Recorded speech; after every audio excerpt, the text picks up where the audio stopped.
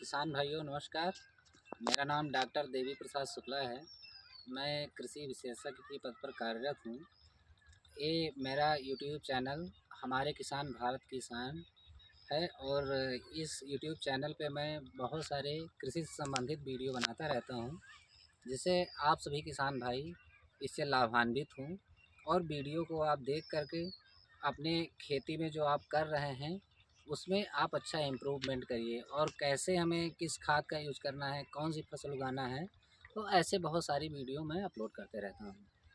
आज का जो टॉपिक है मैं लेके आया हूँ, बहुत किसान भाइयों से प्रश्न था कि सल्फ़र का क्या रोल होता है, सल्फ़र हम कैसे यूज करें, सल्फ़र की कितनी मात्रा में यूज करना चाहिए और कब यूज करना चाहिए और उससे क्या फ़ायदा हमें होगा।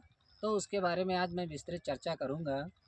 हमारे किसान भाई जैसे सल्फ़र का यूज करते हैं, हमारे पोषक तत्वों खेत के लिए जो पौधा होता है उसके लिए हमें 17 पोषक तत्वों की आवश्यकता होती है। जब हम मिट्टी में उसको डालते हैं, ऊपर स्प्रे के माध्यम से देते हैं, तो 17 आवश्यक पोषक तत्व होते हैं। उसमें से कार्बन, हाइड्रोजन, ऑक्सीजन मैं पिछले वीडियो में भी बता चुका हूँ, बहुत सारे वीडियो में, कि क्या कौन-कौन से पोषक तत्व होते हैं। तो कार्बन, हाइड्रोजन, ऑक्सीजन हमें प्राकृतिक रूप से प्राप्त होता है और जो प्राथमिक पोषक तत्व है नाइट्रोजन, फास्फोरस है और पोटास है। और द्वितीयक पोषक तत्व जो हम आज बात करने जा रहे हैं वो द्वितीयक पोषक तत्व में आता है। द्वितीयक पोषक तत्व में कैल्शियम है, मैग्नीशियम है और सल्फ़र आता है। जो सल्फ़र है हमें कैसे देना है और क्या रोल है। सल्फ़र का अगर देखा जाए तो बहुत ही बड़ा रोल होता है हमारे बहुत ही बड़ा रोल होता है हमारे पौधों में। जैसे अगर नाइट्रोजन की अवेलेबिलिटी को वो एंजाइमेटिक एक्टिविटीज़ करके उसको उपलब्ध कराने का काम करता है। जो हमारे ऊपर देखेंगे पत्तियाँ जो इसमें पीली पड़ने लगती हैं वो सल्फ़र के कारण होती हैं। हमारे खेत में जो लवणता होती है उसको मेंटेन करने का काम करता है, सल्फ़र करता है। ठंडी में आप देखेंगे कि हमारा पाले से असर हो जाता है, जिससे हमारी जो ग्रोथ है पौधे की या गेहूँ की, गेहूँ में अगर देखा जाए ठंडी में गेहूँ हम उगाते हैं, सरसों उगाते हैं, तो सल्फ़र के ग्रोथ बहुत ही ज़्यादा रुक जाती है, सीज हो जाता है उसका, चल नहीं पाती है, ग्रोथ नहीं हो पाती है। तो उसका क्या जो सल्फ़र डालेंगे, सल्फ़र से क्या होता है उसकी ग्रोथ बड़ी रहेगी और पाले का असर कम होगा। और जो डिजीज़ जितने भी रोग लगते हैं उससे ये मदद करता है। तो आप सोचिए कि ढेर सारे इसके रोल होता है, इसका आवश्यक होता है पौधों के लिए हमारे। तो सल्फ़र हमें और कैसे हमें डालना चाहिए, जैसे सपोज करिए कि आप सिंचाई के बाद हमको सल्फ़र नहीं डालना है। क्यों? सल्फ़र अगर हम डालेंगे, सल्फ़र का जो सिंबल होता है यस होता है। जब सल्फ़र ज़मीन के नीचे रूट के पास, जड़ के पास जाएगा तो सल्फ़ेट आयन के रूप में, जो ऋणात्मक आयन है, सल्फ़र आयन के रूप में, सल्फ़ेट आयन के रूप में पौधा हमारा लेता है। अगर हम सिंचाई के बाद देते हैं तो सल्फ़र का कोई इम्पोर्टेंट नहीं रहता है। जिन किसान भाइयों ने हमारे सुपर दिया है बुआई के समय या 20-20-0-13 दिया है, तो उसमें ऑलरेडी उनको अगर 20-20-0-13 दिया है तो 13% उनको सल्फ़र मिल गया है।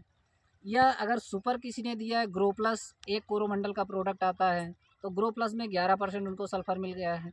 उन किसान भाइयों को हमें सल्फ़र नहीं डालना है, वो पैसा क्या होगा, बच जाएगा। जिन किसान भाइयों ने हमारे सल्फ़र का यूज़ नहीं किया है उन्हें उन्हें क्या करना है, सल्फ़र का यूज़ करना है। बेंटोनाइट सल्फ़र आता है 90%, तो उसका क्या करना है, हमें यूज़ करना है।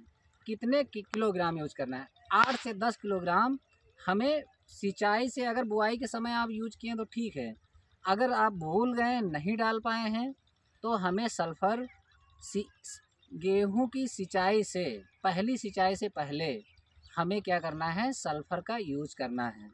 अगर सपोज करिए कि हम पहली सिंचाई भी कर दिए हैं, फिर भी हमें सल्फ़र की आवश्यकता है, मेरा खेत पीला पड़ रहा है और उसमें जाड़े जो पाला है, पाले से हमें हमें गेहूँ को बचाना है या किसी फसल को बचाना है, तो हमें क्या करना है, उसका एक लास्ट उसका देने का सोर्स है, पोटेशियम सल्फ़ेट के रूप में दे सकते हैं।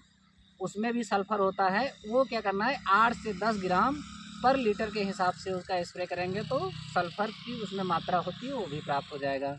दूसरा, हम जिंक सल्फ़ेट जब देंगे तो उसमें भी सल्फ़र की मात्रा होती है। ये भी हम उस पे से स्प्रे करके दे सकते हैं। जिंक सल्फेट की मात्रा 5 ग्राम पर लीटर होना चाहिए। अगर हम पोटेशियम सल्फेट की बात करेंगे तो उसकी मात्रा 8 से 10 ग्राम पर लीटर होना चाहिए। लेकिन सबसे अच्छा बेहतरीन रिजल्ट हमें क्या देगा, जो बेंटोनाइट सबसे अच्छा सोर्स है। 8 से 10 किलोग्राम हमें हमें डालना तो बुआई के समय ही डालना चाहिए, जिससे बहुत बड़ा फ़ायदा होगा। और दूसरा, अगर नहीं डाल पाए तो बुआई सिंचाई से पहले हमें डालना चाहिए। वो तेल की मात्रा, एक सल्फ़र का बहुत अच्छा गुण होता है, तेल की मात्रा को भी बढ़ाता है वो।